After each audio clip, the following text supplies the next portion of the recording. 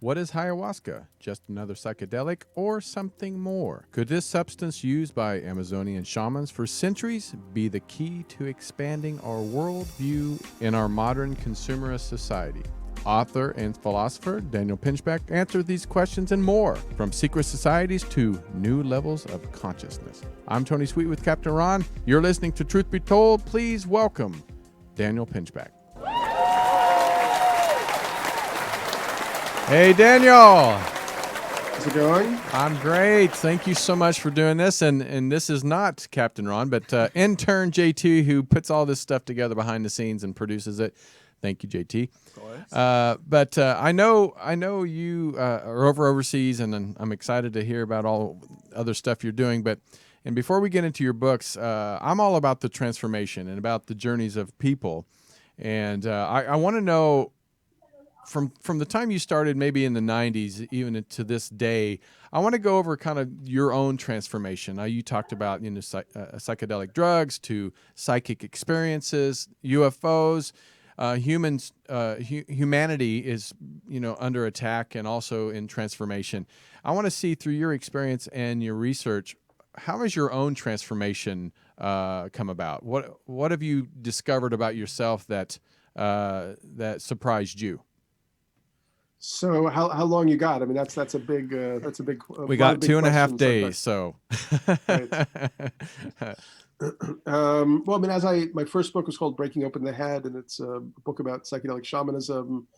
And the genesis of that book was I had a kind of existential crisis, spiritual emergency, sense of like nihilism and despair when I was in my late 20s, and wanted to sort of, I was a skeptic and a scientific materialist, but I was interested in seeing if there was anything else in the universe or in our own consciousness Right. that might give us a cue or clue. So I went back to psychedelics and I got assignments. I went to West Africa. I went through a tribal initiation with a group called the Bwiti in Gabon, taking a psychedelic called Iboga. I visited the Amazon in Ecuador to work with a tribe called the Sequoia, who drink ayahuasca. I visited the Mazatec Indians in Mexico, where we rediscovered the magic mushrooms in the 50s. And I interviewed all sorts of chemists and anthropologists. I went to the Burning Man Festival, which wasn't as well known back then. That was like now it's corporate. 2002 or something, 20 years ago. So and so the book, then I had all these experiences of my own, and eventually they broke through my skepticism, because I would have these really psychic things that would happen, or shamans would tell me information about my childhood they couldn't know about, or synchronicities, all the things that you read about in initiation stories, right, or Carl Jung or whatever. So I had to shift my whole worldview, and that's what I wrote about in the first book, Breaking Up with Head, but also the second book, 2012, The Return of Quetzalcoatl, where I was really looking at a bigger model of occult thinking and quantum physics and Mayan calendar cycles and so many other subjects. So I don't know what else you want to know, but that's some of it. No, that's great. And when you first started out, what was your mindset? Because I grew up in Kansas. I'm very Bible belt. Christianity filled my head with a lot of different things. But going forward, the spirituality side of me kind of opened up. Of not even before this was even before I moved to Los Angeles, where everybody thinks we're the spiritual gurus here, but we're not. We're just people seeking their journeys as everybody else. But what was your mindset growing up? Was it more kind of a solid thinking, or were you more open to the universe itself? Well, both my parents were artists in different ways. Oh, that's good. My dad was an abstract painter, and my mother was an editor and an author of a number of books. She was actually involved with the Beat Generation in the 1950s. She was dating the novelist Jack Kerouac when he published his best-selling book On the Road. So I came from sort of a bohemian artistic background, but not religious or spiritual. Right.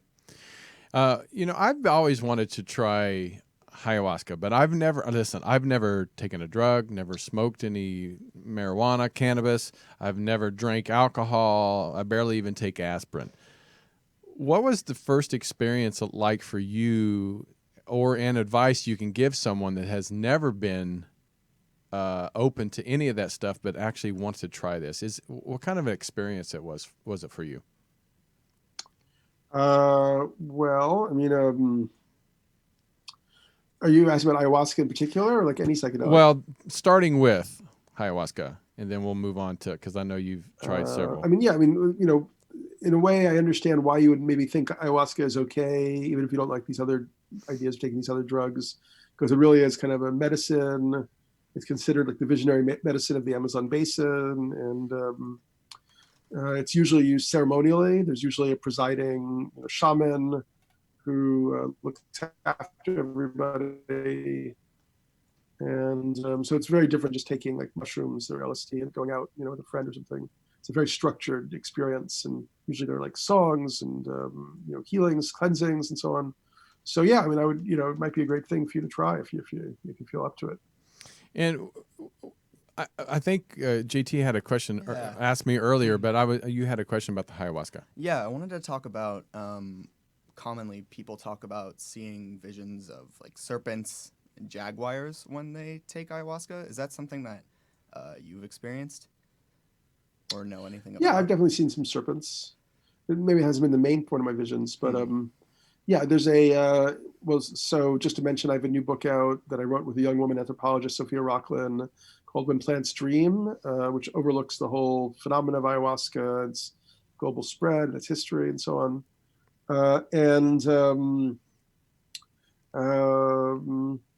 What was your initial question again? Actually, you were asking about yeah, just the commonality in the seeing serpents the visions. and jaguars. Yeah, well, there's Israeli researcher Benny Shannon who wrote a book on the kind of phenomenology of the ayahuasca experience. So he did a lot of statistical surveys, and he did find that like people often saw the same type of material, which from a Jungian, Carl Jung, the great Swiss psychoanalyst, who talked about the collective unconscious and the archetypes in the psyche.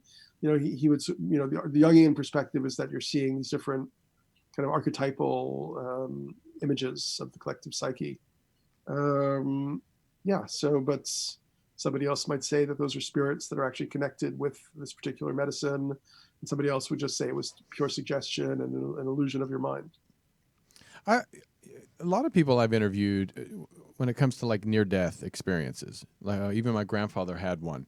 But some people, like scientifically or even non-believers, say, "Oh, it's just your mind playing tricks on you in somewhat of a transitional period. It just never really happened."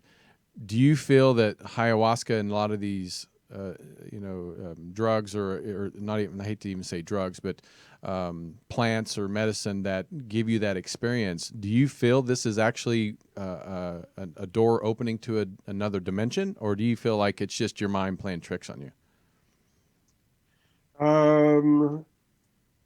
Yeah, I mean, well, what isn't our mind playing tricks on us might be another question. Right. I mean, there's a neuroscientist who talks about how, actually we're always experiencing a controlled hallucination. It's like our physical sense organs take in what are basically just energetic frequencies, and then in the mind they're kind of transduced and mediated so that we can respond to them, as we do. So yeah, I mean, I tend to think that there are other realities or other dimensions that you can experience through these substances. How those other dimensions exist and what that means exactly, those are obviously huge questions that we haven't really begun to understand yet. Yeah, and I know you had talked about through your experience having more psychic abilities, but I interview, and we've had many people in our studio and even people on my network that are psychics, and they say everyone has that ability, but you're saying that these plants or drugs or whatever you want to call them have given you the opportunity to enhance those. Is that correct? I think a lot of people have that experience. I mean, it's not, we're in a big phase of what's called the psychedelic renaissance right now. And there's so much incredible research being done on the therapeutic benefits and the healing benefits. But it is also true that many, many people report kind of paranormal experiences, psychic experiences. That's not something that's been as much spoken about recently, as the focus has really been on the value and the efficacy of these substances, for treating all sorts of different conditions. But I personally am very, very fascinated by how, visionary medicines like ayahuasca, psychedelics like LSD, sort of, they seem to open the gates for all kinds of paranormal and psychic experience. Yeah, I like I said, I've had my own intuitions, but I've never really felt like my psychic abilities are enhanced. But intuition is somewhat of a psychic ability, I guess. And we've heard from many people, again, through near-death experiences, that it also has enhanced their abilities. Because it reminds me of very similar with taking ayahuasca. I'm sure there's some connection. I mean, the main constituent of ayahuasca as a psychedelic is dimethyltryptamine, or DMT, right? Which is a chemical that we store in our brains that may be produced by the pineal glands. And Rick Strassman wrote a book, DMT, the Spirit Molecule, and he basically became convinced that this DMT might be this kind of conductive medium that pulls the soul out of the body at death, and is responsible for like the life review and so on. So yeah, we don't really know yet, but it's certainly fun to speculate. Yeah, that's I every time I hear you and other people talk about near death and then ayahuasca and other, I really feel like there is a connection. You also were talking about how, well, I mean, because even in the '60s when like LSD was taken by the younger generation, it really you see the videos that they put on the media, especially back then, it made everyone look just irresponsible. But nowadays, ayahuasca, I think you're saying that it could be the new LSD of that time. Is that correct? Well, I wouldn't say that. I mean, in a way, it's trivializing the whole subject. Right. I mean, I definitely think that ayahuasca is having already a profound influence on our culture. How There's so? many wealthy. Well, I mean, many people I know who I meet who are kind of in very have a lot of wealth or very successful, find ayahuasca very transformative. And some of them have really changed kind of like their way of investing their money or the company's purpose and so on. So it is a big awakening for a lot of people. Yeah. And because I remember watching you in one of your workshops that you talked about ayahuasca or even other, I'm trying to think of the one from Africa. What was the? Iboga. Iboga. That it starts working, your brain working together. You know what I mean? Because we talk about, we hear about, we only use like 10% of our brain or whatever it is. But does it really open up a whole different side of creative? Well, with Iboga, it's basically a theory that, because Iboga is being used to treat addicts, particularly heroin addicts. Right. And it's really an amazing tool for addiction treatment. And but one theory that I wrote about how it might work is it seems like it meshes back together the relationship between the two hemispheres of the brain. Mm-hmm. And often people become addicts or people who were abused or traumatized when they were young, and that led to a sort of separation of the brain hemispheres. So they want a narcotic to kind of like artificially numb that. Right. But the Iboga actually meshes the two hemispheres back together in an integral way. So then you can not want to have that drug experience anymore. Wow. Then the other thing that's been fascinating is the Imperial College in London has been doing all these studies, giving high-dose LSD and psilocybin and DMT to people, and then actually observing the chemical activity and the electrical activity in the brain. And that's been really amazing because it shows like different parts of the brain that are normally dormant suddenly start lighting up, and then all these new pathways in between the hemisphere areas of the brain start to connect. And that also is interesting when anecdotally, people often talk about LSD as something amazing for creative problem solving or innovation. You can actually see how that would be the case, that it's forming new connections that would help you to see things differently. Have they? I know you've talked about PTSD, but also what about like Alzheimer's and dementia? Do you know if that could help patients? Have they done the research on that? Do you know? What do we talk about? I think in one plant stream we talk a little bit about Alzheimer's. Um, yeah, I think the jury is still out, but I wouldn't be surprised if it has some benefits. Yeah, I mean, I would think, it would help open up a lot of the different areas of the brain. JT? Yeah, I'm curious.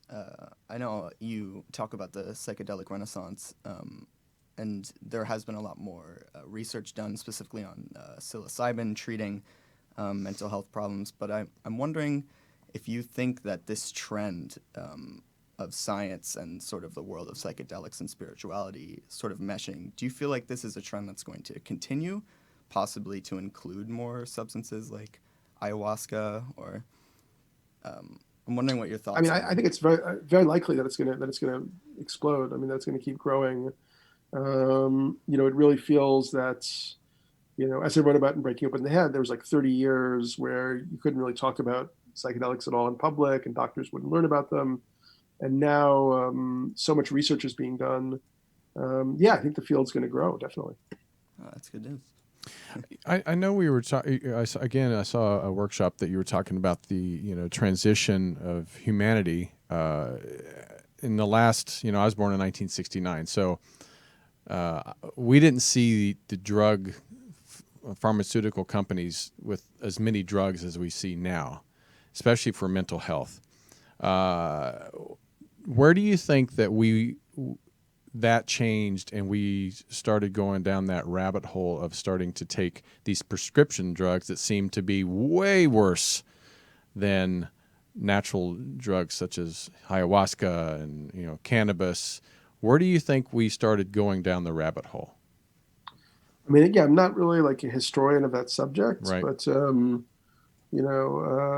probably I'm sure it had some relationship to the demonization of these substances in the 60s, and then the pharmacological companies looking for substitutes or alternatives or something like that. But probably 60s, 70s is probably when it started. I don't know when Prozac blew up. I guess Prozac blew up in the 80s. I think so. I think that's now when it started. now there's tons of them.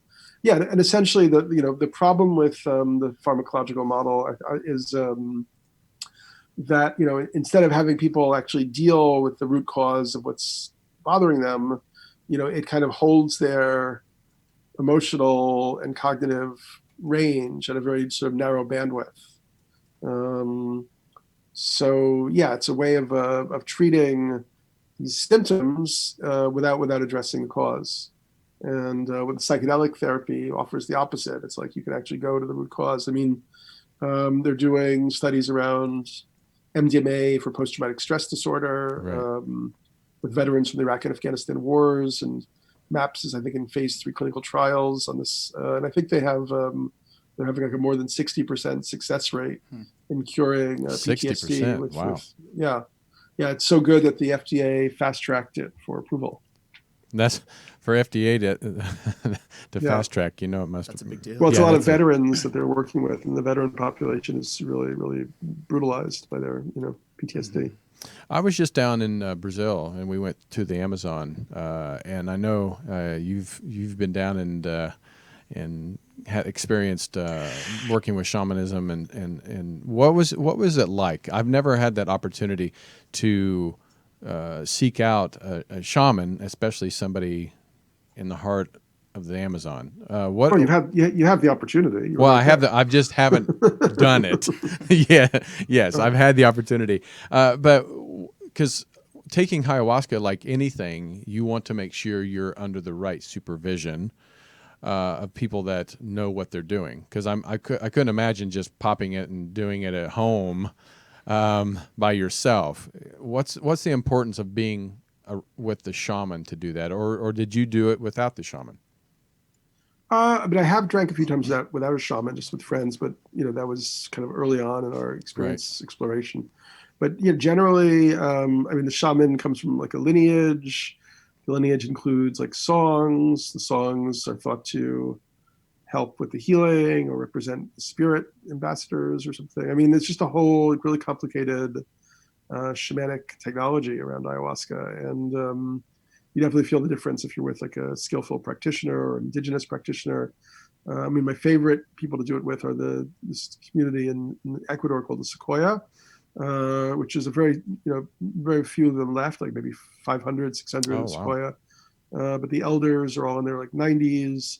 And when they grew up, they weren't even a contacted tribe. So they grew up for a lot of their lives without any contact with the outside world. And they do these ceremonies where you lie in these hammocks and in this kind of temple they build. And then you basically feel like you're on a rocket ship. The hammocks become these little spaceships, and you get rocketed around the galaxy as they sing. It's a beautiful experience. I mean, it sounds like it, but the fear of, because you hear great stories from ayahuasca experiences, and also you hear like the vomiting, and what would you say you read where it's like they vomit up. Like a black tar-like substance. I heard someone explaining I've their never vomited experience. up a tar-like black substance, but yeah, I mean, it is a purgative. That's one of the reasons why it's such a great medicine in the jungle, because it helps people get rid of parasites and stuff like that. But it's actually, if you can get beyond the sort of maybe overly effete disgust we often have in the modern West around something like that, during the actual experience, the purging, when it comes, is actually often a really wonderful part of the process. You feel like it's not just physical, it's like psychophysical. They have all of these like things that you haven't been able to deal with, and nagging stuff from the past all gets pulled together and then vomited forth. Do you feel like the ayahuasca, the tourism around it, is positive for these tribes like the Sequoia, or do you feel like it's sort of taking away from the importance of the tribal medicine? I think it's often really good, because a lot of these cultures are quite threatened right now. They're remote, and they're pressured by oil companies and missionaries still, and other businesses. So when we go and we give them money, if we do it in a heartfelt, authentic way, and learn from them and respect their traditions, it's a reasonably good situation. I mean, there are problems, and there's obviously there's a lot of different problems, but on the whole, I think that it's a more positive than negative. Oh, okay. I want to turn just a little bit to the occult control system. It's a little different from where you started, and I wanted to find out what was the motivation of writing this book. And because truth be told, we do talk a lot about UFOs and abductions. And did you have an experience while you were doing ayahuasca, or just an experience on your travels? Yeah, well, I've had a number of experiences, kind of subtle ones, and I wrote a lot about it in the 2012 book, where I had a whole section on the crop Right. circles, these incredible patterns that appear in England every summer. And then I talked about alien abductions, the gray aliens. Right. And, time has gone on, and it felt like there was more to dig into there, that like, more evidence is coming out. And so, yeah, the little book looks at the kind of overview of the topic, the kind of stuff that people are saying about the agenda of the aliens and so on. And then I look at some more esoteric cosmologies, like Rudolf Steiner and Julius Evola, I think, and try to place the UFO and alien abduction phenomenon in a larger context. Did you have, because a lot of people, sometimes as psychics or even in their sleep or abductions, did you have any type of contact while you were on any type of ayahuasca or any other drug? Well, I don't want to say on ayahuasca, but I did have some, particularly very crazy like night experiences and dream experiences with like sounds and, Right. kind of closed eye visions. And one time in Utah, we had these huge balls of light that like hovered over the field for like a few hours during a ceremony. So yeah, I mean, I think there's there's definitely something to this. Right. I mean, Carl Jung's last book was called The Flying Saucer Myth, right? He was Right. looking at the idea that the saucer is a round object that represents kind of the self coming into integrity at the end of the era, at the apocalypse. Do you feel, I mean, your thoughts, do you feel like we're more just being observed, because people are like, well, why aren't they just coming down? Because I mean, that's always the big question. If they're there and they don't care, why don't they just land and expose themselves to us? Why do you think, your personal beliefs, that aliens are not making themselves known? Are we just being observed? Yeah, I think there's lots of reasons. I mean, there's probably different codes of conduct. I mean, this is all obviously conjecture, right? Right. But we also have to think about, what happens if an anthropologist finds a local tribe in the jungle. You suddenly pop out of your helicopter, Right. you've immediately destroyed the integrity of that culture, and you've kind of taken away their free will, because now they think they're your god, and you can do whatever you want. So, it may be that part of the code of conduct of these other galactic civilizations is that we kind of have to wake up for ourselves and make progress, and then they can give us more information. Yeah, like I said, we've been interviewed. I mean, pretty much every ancient alien person out there, and most of the experiences that, even when I was a kid, I had a UFO experience, but most of the big events, are 70, 50, 40 or more years ago. There's never been a huge event since, and I think a lot of people nowadays they're like, okay, that's great, but why aren't they becoming more present and more revealing themselves to us? And I think that's where a lot of people are not skeptical, but just trying to find the reason why that they can't come forward. And when you wrote your 2012 book, did you go on offsite and to different tribes and ask questions, or are you just going through your own experience of your own UFO contacts? For the 2012 book, I mean, I interviewed a lot of people, wrote about my direct experience, visited. I worked with the Santo Daime, which is a ayahuasca-based religion in Brazil. Right. Really fascinating religion with a lot of really powerful ways of using the medicine and different lines, medicine lines within that tradition. So yeah, I wrote about a bunch of that stuff.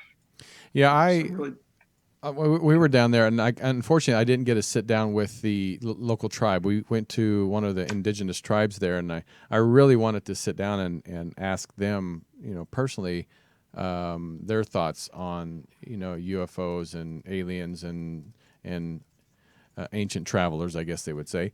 But I find it fascinating that most of these cultures around the world all have very similar situations that it might be slightly a different story, but they have the hieroglyphs and things that show that it's not just present time, but even 2,000 years ago that they did used to see crafts. So I find that fascinating. Now I want to go to the 2012, because 2012 was supposedly our big transformation of the world through the Mayan calendar. Was that kind of a motivation for you to do more research on the Mayan calendar? Sure. I mean, I wrote Breaking Open the Head, which came out in 2002. Right. And then I found Terence McKenna's work, who talked a lot about the eschaton and thought 2012 would be like the singularity. I found Jose Arguelles, who wrote a book called The Mayan Factor, who had similar ideas about 2012 being like the beginning of the noosphere and so on. So there was a bit of a buildup, and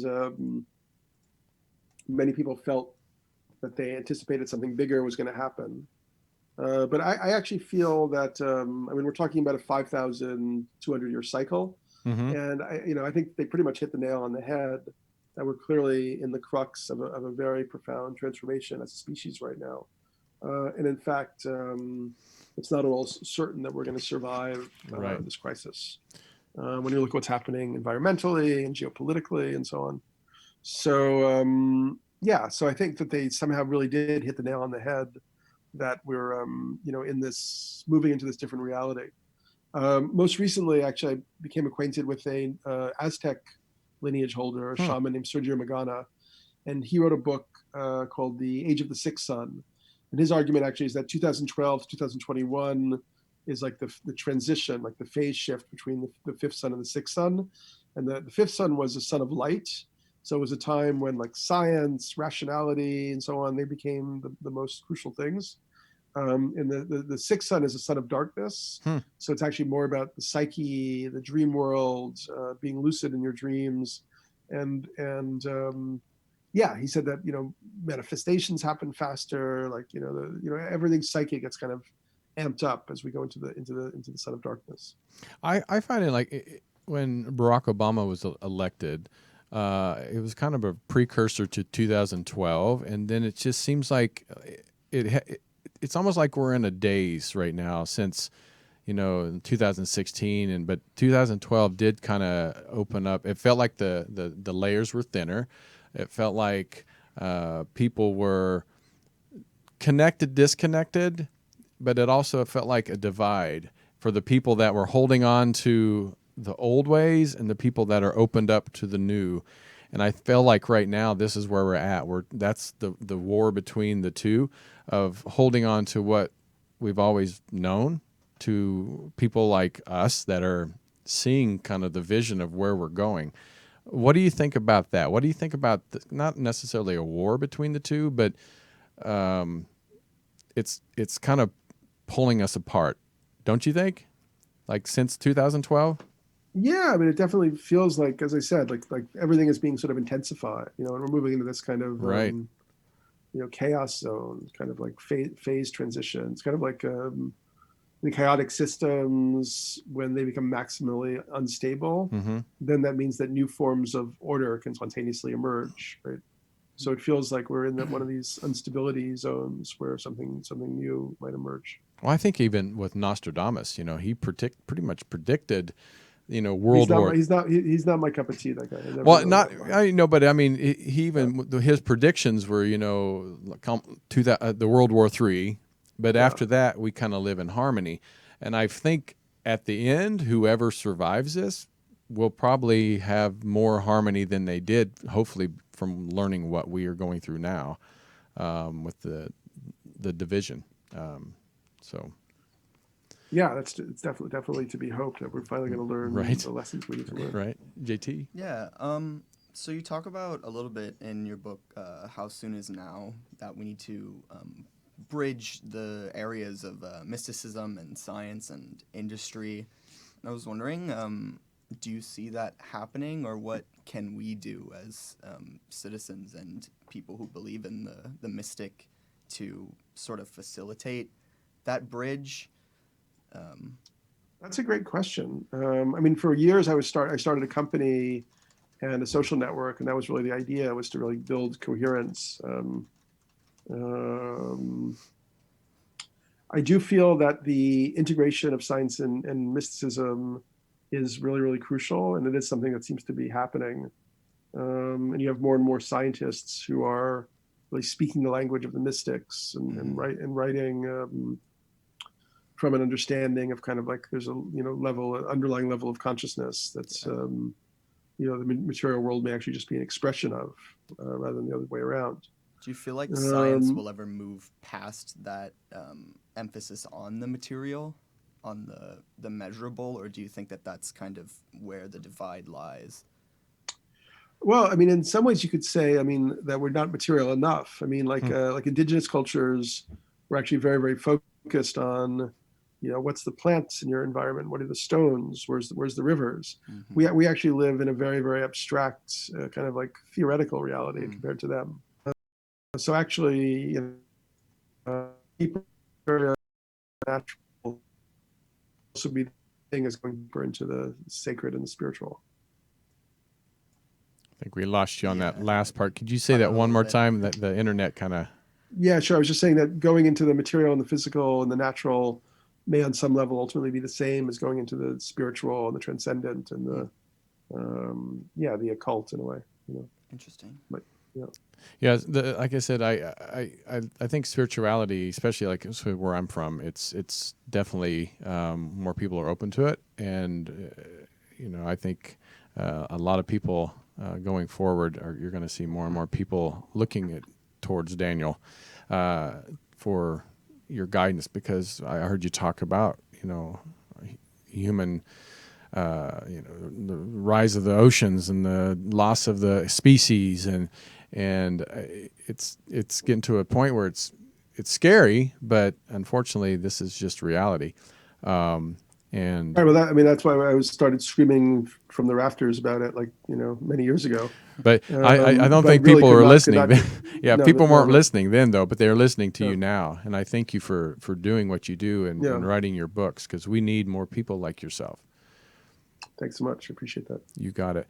Well, we just have a few more minutes, and people are in the chat room loving what you're talking about and what we're talking about. But are you going to be speaking anywhere in the States coming up, or in Europe, so people maybe can come and join you? Well, yeah, in London, I have a few talks coming up next week. One is at Alternatives, and one is at the College of Psychic Studies. It's like March 2nd, 3rd. People could jump on those websites and find it. Nice. Then I'm speaking at the Elevate Festival in Graz in Austria. And in March, I'm helping to put together a conference in San Francisco called PAWA, PAWA.life, LIFE, which, people might really enjoy that one. Well, I definitely would. When you're coming back in the States, we'll definitely try to get up there and see you and see your new presentation. But any other books? I know you just put two books out. Any other in the work that you're going to be putting together? Yeah, I'm working on some stuff, but it's still a little bit preliminary. I'm working on one thing on my own, which is a little bit about kind of the modern occult movements.